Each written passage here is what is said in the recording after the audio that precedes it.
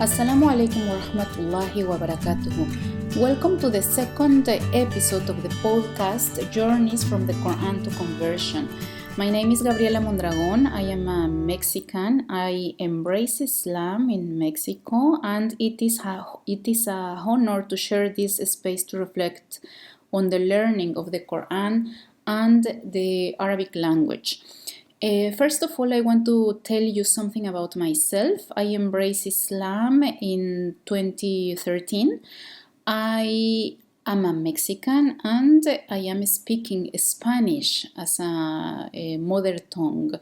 So for this podcast, even when I make it in Spanish already, I am choosing the English language to share some of these thoughts and reflections and information in English, because there are a lot of Muslim converts in the world, and I want to reach this community of converts like me, that we don't speak Arabic as a main language, and our holy book is in Arabic language, and we have to struggle a bit to start learning Arabic as a very different language, at least for us, which it is different characters.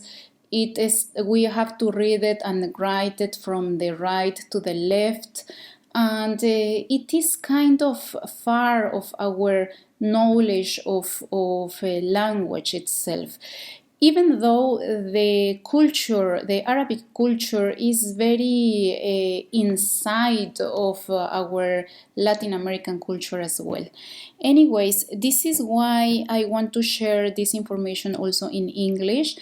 Even though I am a Spanish speaker, I will try to speak slowly and as clear as I can because of my accent. I don't want to have any misunderstanding because of my Spanish or Mexican or Latin American accent.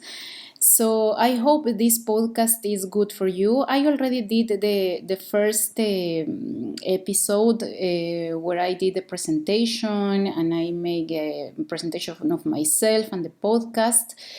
And the other thing that I want to share with you is that this podcast is based on academic research that I did. I started around 2020 with the readings and so on, and the writing and interviews I started at 2022.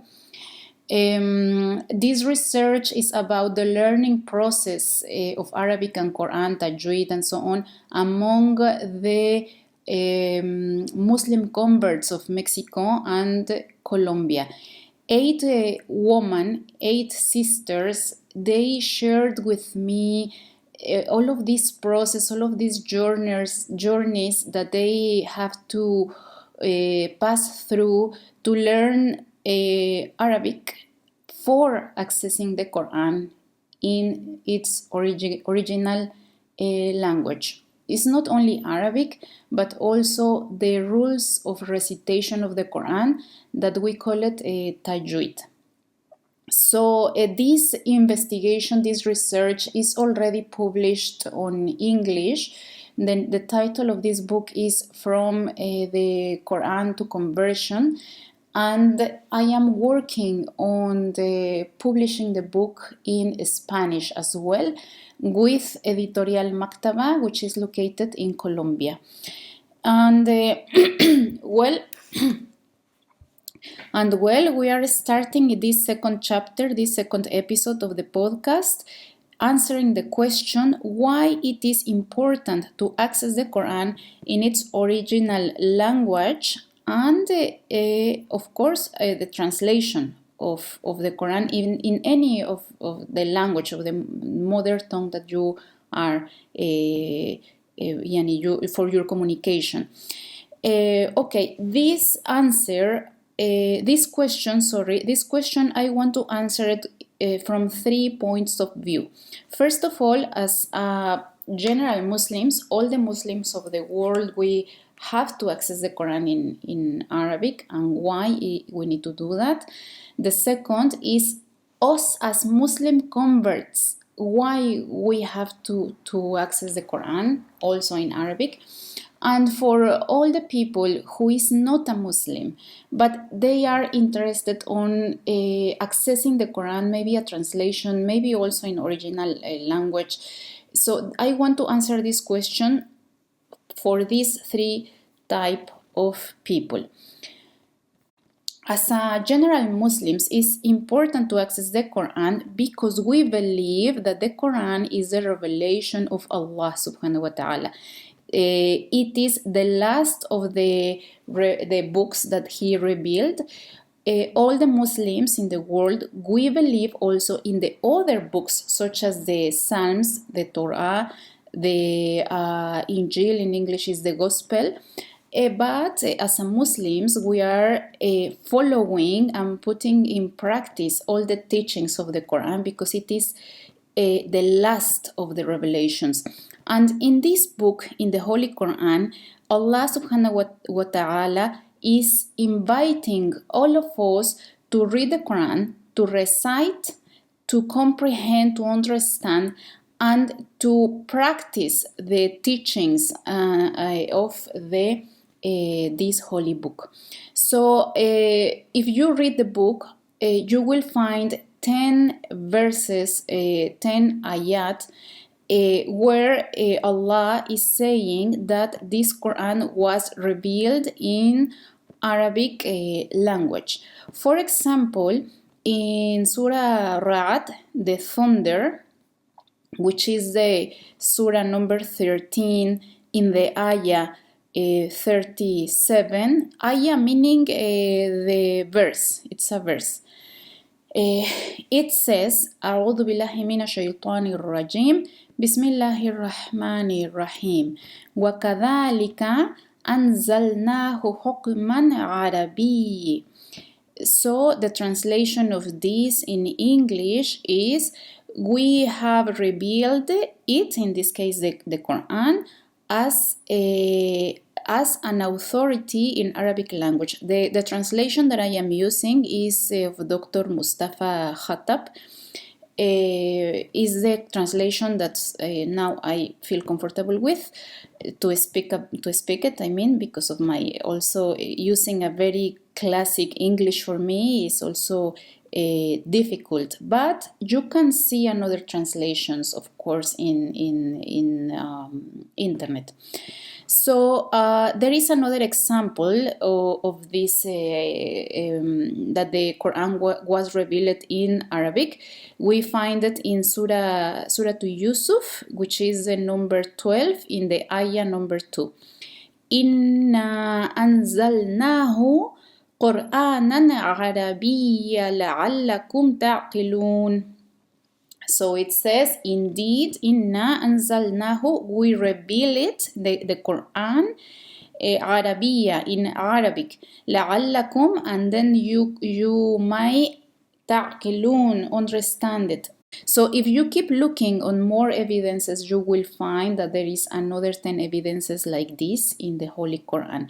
Now I want to answer why it is important as a converts to access the Quran in Arabic language, because as a converts we need to, the first thing that we need to do is our prayer. After we make the Shahada, which is the first pillar of Islam, Ashhadu an la ilaha illallah wa ashhadu anna Muhammadan Rasulullah, the second pillar of Islam is the Salah, which is the prayer, the 5 prayers.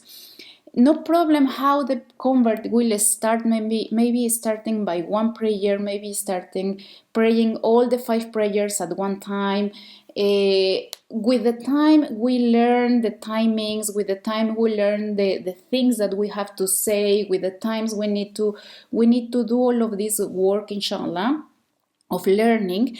And the first thing that we need to learn to do the prayer is Surah Al-Fatiha. Surah Al-Fatiha is the opening surah or the chapter that is opening the book.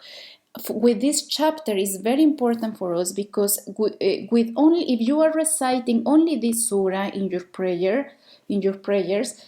your whole prayer, it is valid. I mean, it learn and memorize, and it is our duty as Muslim converts to learn this surah, to memorize it, and to try to recite it in a correct way, inshallah. We need to take in consideration that this surah al-Fatiha, we have to recite it at least 17 times per day, counting only the fard, the obligatory prayers. If a person is doing a voluntary prayers, okay, the person will recite it more time.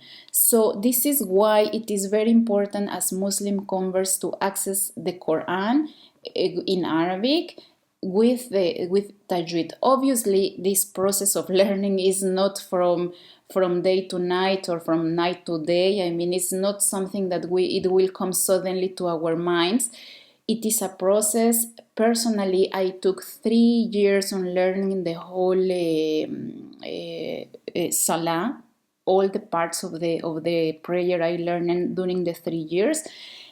So don't be in a rush. It's just information, I mean, that I am giving you to the people, that we need to access the Holy Quran for our prayers, mostly because we are new Muslims and we need to learn how to perform the second pillar of Islam, which is the prayers.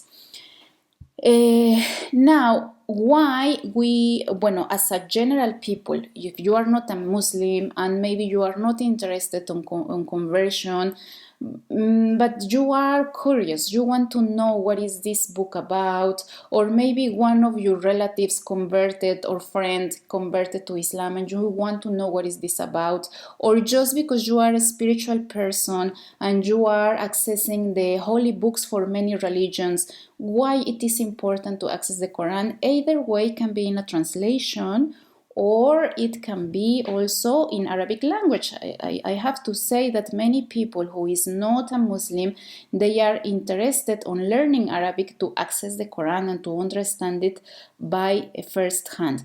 Okay, it is important to access the Quran because we are living in a diverse world. The humanity is a plural humanity. We have many religions in the world, many practices, many ways of life. So we need to make or build or construct our mindset as a plural mind. And when you are learning new information about other lifestyles, other books, then your mind is kind of open. You are opening your mind. You become an open-minded person who is learning about the diversity of the cultures, and then you are respecting. As you know, you become an educated person and you respect the people who is practicing different religious practices other than the ones that you know. So in this world that we are suffering a lot of war, violence, crime, the good or the beauty of the religions, all the religions, they are calling for peace.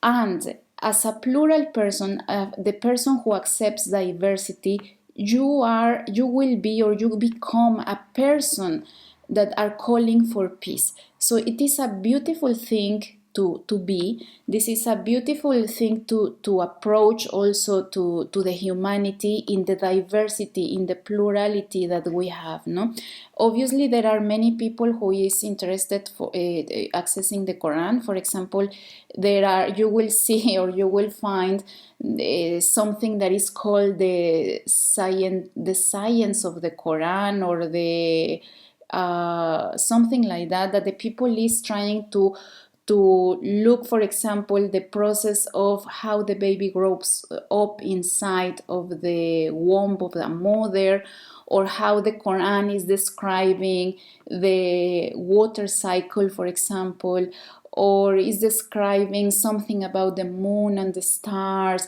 I mean, there are some scientific people, scientists, who are interested on look at the descriptions of the Quran of all of these physical phenomena, or biological, or even psychological phenomena that is happening in the humanity. So this is many of the things that the reasons. This is many of the reasons that the people is approaching also the Quran. Either way, as I told you before, can be in a translation in your mother tongue, because we have to know that the Quran, it is translated over 114 languages in all over the world. So in any language that you are speaking, inshallah, for sure you will find a translation of the Quran in your native language. But also, let me give you the good news that you can access the Quran also in Arabic if you are aiming to learn, obviously, the Arabic language, no? So you can access the Quran if you are not a Muslim.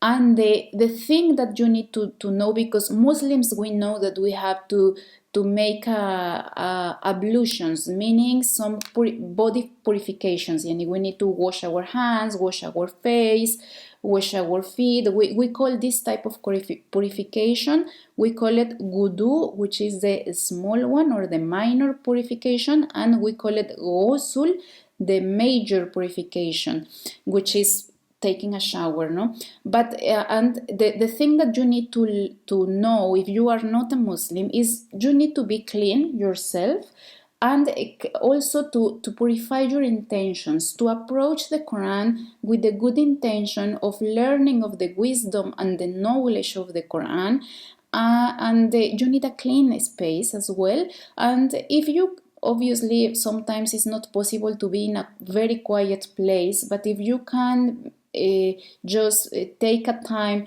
for you and the Quran, it will be an amazing learning for you, inshallah. Okay, this is all for us for today. I will make another episode, the episode number 3, and thank you very much for staying in this second episode. And may Allah grant you all the best in this world and in the hereafter. And I hope all of this information, it's beneficial for you. Thank you very much. Assalamu alaikum wa rahmatullahi wa barakatuh. Explore the fascinating learning journey of Arabic and recitation of the Quran as adults embracing Islam in Latin America, uncovering stories of faith, perseverance, and transformation. Journeys from the Quran to Conversion, a podcast in English and Spanish. Encuentra la versión en español en el canal de YouTube y página de Facebook.